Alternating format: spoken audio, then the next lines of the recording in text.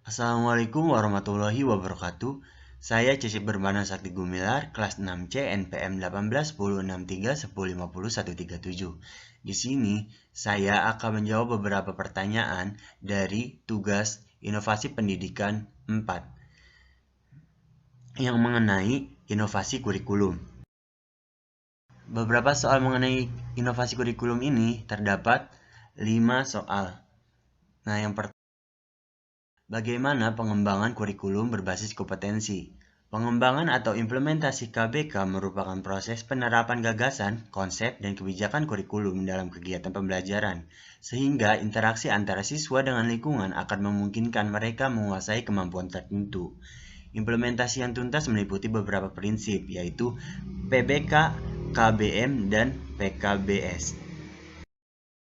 Implementasi yang tuntas meliputi beberapa prinsip, yaitu yang tadi, penilaian berbasis kelas atau PBK, yaitu penilaian berbasis kelas merupakan kegiatan pengumpulan informasi tentang proses yang dilakukan oleh guru dan hasil belajar siswa, sehingga penilaian akan mengukur apa yang akan diukur atau apa yang hendak diukur dari diri siswa.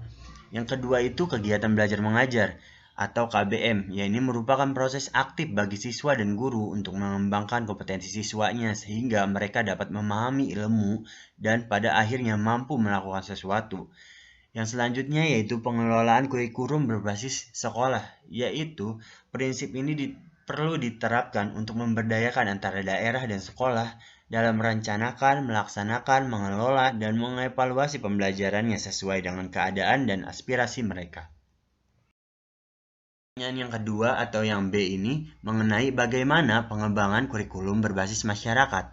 Nah, akibat pengaruh perkembangan teknologi, perubahan yang cukup banyak telah terjadi di segala bidang termasuk pekerjaan, masyarakat, perkotaan, perubahan lebih cepat daripada masyarakat pedesaan. Pola kehidupan agraris telah berubah menjadi pola kehidupan industri.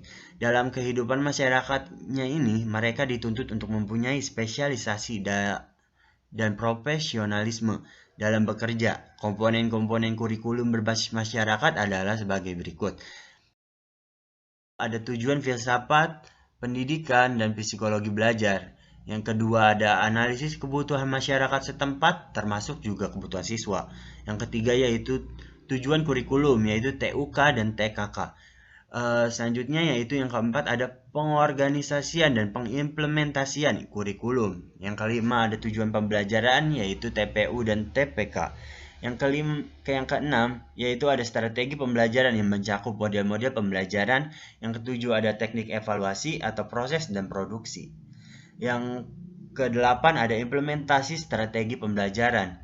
Yang kesembilan ada penilaian dalam pembelajaran. Dan yang terakhir yaitu evaluasi program kurikulum.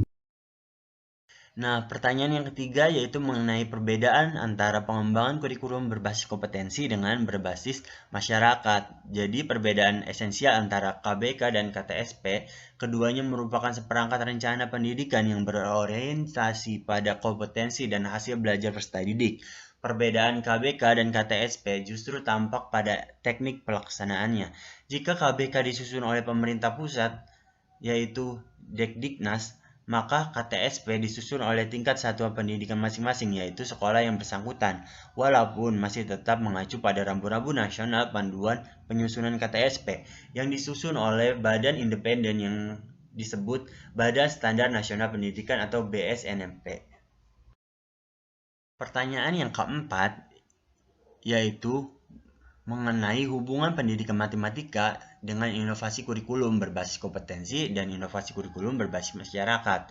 Jadi hubungannya itu untuk mengembangkan bagaimana pengetahuan matematika itu dipahami pada lingkungan dan untuk mengetahui kriteria penguasaan kompetensi tertentu sebagai prasyarat untuk penguasaan sejumlah kompetensi berikutnya.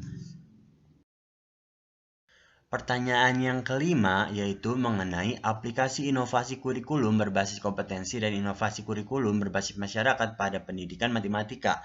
Jadi, aplikasinya untuk mengembangkan adanya hasil dan bentuk yang diharapkan muncul pada sisi peserta didik melalui serangkaian proses pembelajaran yang bertanggung jawab secara bersama seperti pembelajaran matematika dengan pemecahan masalah atau problem solving dan masih banyak lagi.